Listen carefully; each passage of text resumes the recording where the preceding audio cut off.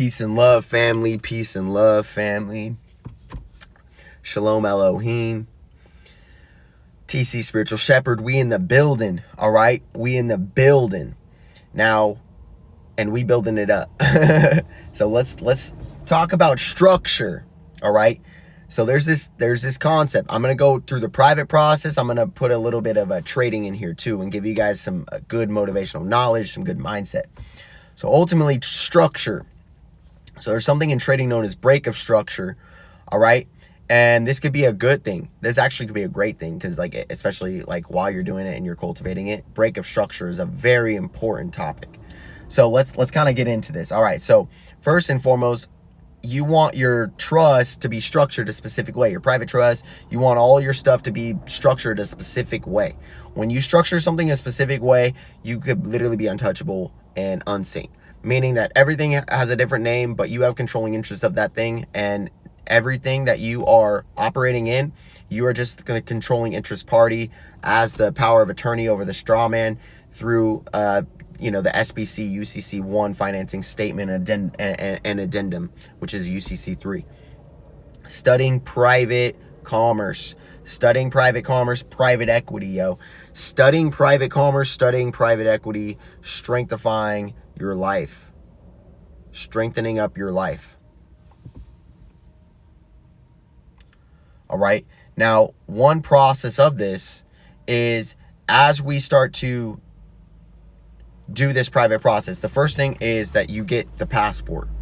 You get the passport. All right. You get the passport. You get the passport card. All right. You get the passport. You get the passport card. Now, they're going to have two different numbers on it. All right. One's a card and then one's the actual one. But I want you guys to know that they're interconnected. And then those are interconnected. Not only are they interconnected, but it's important to the one upon the land. You could show police officers this, or you could show police officers. It doesn't really matter. But I'm going to tell you about this one time too. Maybe I'll do this in a separate video, but I'll do this because I remember it.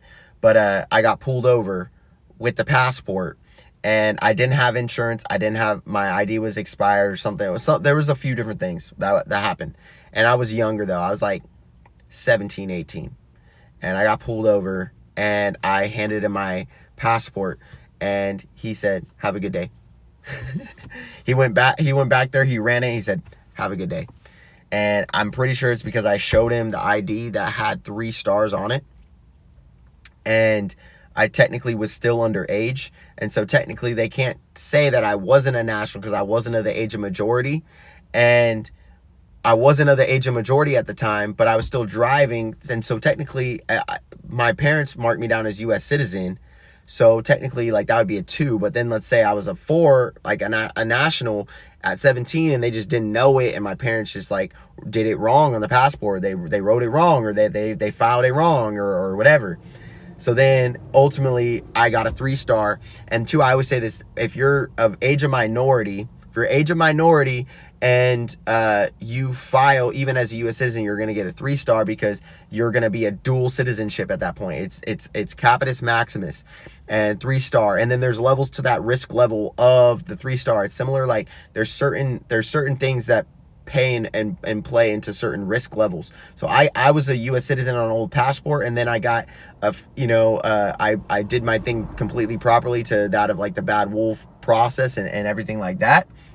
And because I did the process completely correct, I got a 4-star. Why? Because they probably moved me over. I was either a 3-star or I was claimed wrong or whatever. And then I corrected that. And then they're going to give me a 4-star because they're not going to give me minimus because there was already some, you see what I'm saying? Capitis minimus is like, oh, I realize who I am before I even stepped into the arena. And so I'm showing up in the arena completely correct originally. And then 2, once you heal all the stuff and you figure all the stuff out in the public, and then you do it, you'll get the 5-star. You will get the 5-star. So like that's when, and you can update that later. And that's exactly what we're talking about. Is like some people go from 3 stars to 4 stars, 4 stars to 5 stars. Some people go from 2 stars to 4 stars. You see what I'm saying? And there's a balance to it. And then I do believe it has something to do with risk level and belief. So like if people are so far in the matrix, they might give you a 5-star because you're so far, and they can tell by your paperwork, bro. They can tell by your paperwork or lack thereof And so they're like, this person's a 5-star U.S. citizen, bro. So that's where they'll kind of confuse you. That's why I complete, because they know how your paperwork is in the private, how the actual structure is, and they know what it means. So it doesn't necessarily matter that you have a 4 or 5-star, but they're always going to give nationals 4 or 5 stars because they're looked at as less risky because they can generally operate super in the private. So just stay balanced to that, guys. That they're going to do different things like that. Really interesting. So anyways, I'm pretty sure I give this passport to him, and so he said, have a good day. That's all he said, have a good day. And so, and he probably just gave me a couple of commands or suggestions. Let's say suggestions less than commands. Suggestive commands maybe. But he gave me some of those like way back when, and I was like, all right, sounds good, and I didn't get a ticket, I didn't get written up, nothing like that, because I was with the passport. They ain't got no freaking thing to say that I'm a passport, because it doesn't show up in their system that way.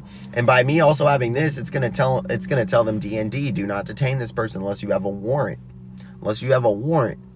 And you cannot. And 2, with Amendment 4, the 4th Amendment, is that they can. I literally have a right to privacy, that you cannot seize or search any of my property without a warrant present.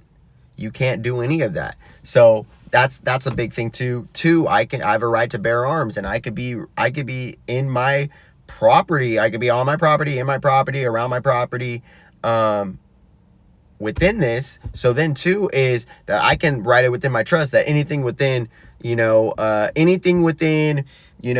feet of this vehicle is determined my private, and anywhere that I walk with my identification, this is within 30 feet or, whatever, 33 feet, something like that, is my orb and my aura, that, there's stuff like this that you can literally write in trust, that like once you step into this is considered my property as a private being, or this is considered like a fair distance as a private being in the court of law, and I have it written here. So I'm just letting you know, I have a right to bear arms. That's the Second Amendment. I have the right to say whatever the fuck I want. I could flip you off and say you're a fucking piece of shit, go fuck yourself. I could literally say that.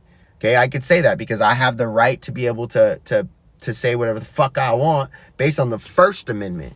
All right. And I could say it online. I could speak it to you. I could spit it at you. I could say whatever the hell I want. Now, there comes a time of respecting people now that I got that out. So I could do anything like that. Second Amendment, you have the right to bear arms. Third Amendment, got to go over. Fourth Amendment, right to seizures. You're going to keep going into Fifth Amendment. I have the right to remain completely silent. All right.